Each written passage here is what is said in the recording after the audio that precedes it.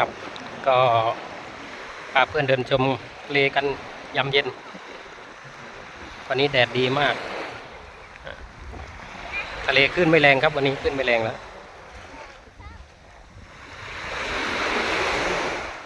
ไม่เหมือนช่วง2-3 วันก่อนขึ้นแรงตอนนี้ขึ้นไม่แรง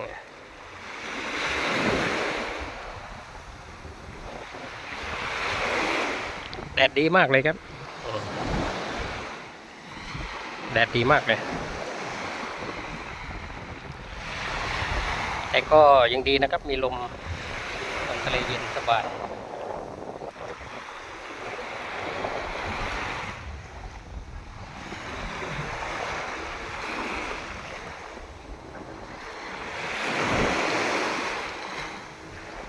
ตรงนั้นก็มีนักท่องเที่ยวเล่นน้ำกันหลายคนอยู่นะ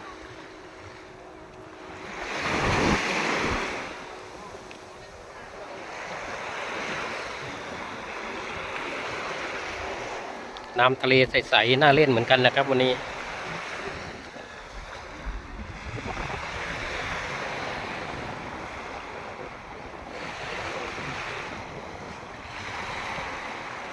แดดดีมากเลย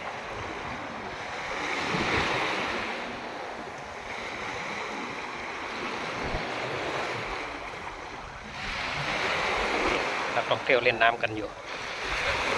น้ำทะเลตรงนี้จะไม่ลึกเล่นได้ทั้งเด็กทั้งผู้ใหญ่น้ำจะไม่ลึก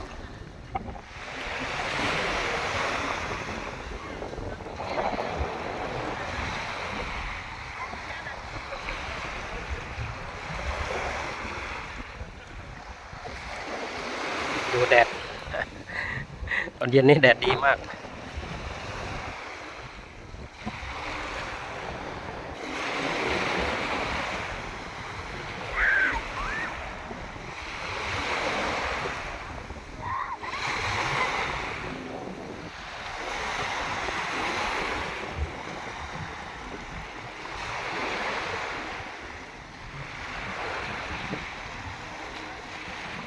โอ้โหเยอะเลยบรรยากาศสวยแดดดีมากเลยไม่น่าเชื่อข้างบนก็ยังมีนักท่องเที่ยวอยู่นะครับมีนักท่องเที่ยวอยู่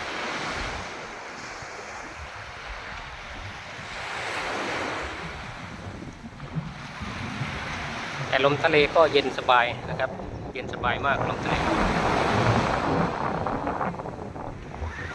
ลมเย็นโอ้ยเย็นสบายยืนอยู่ตรงนี้เย็นสบาย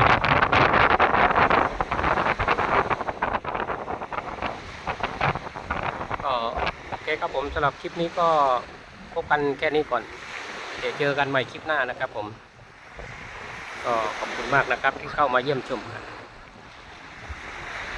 สวัสดีครับ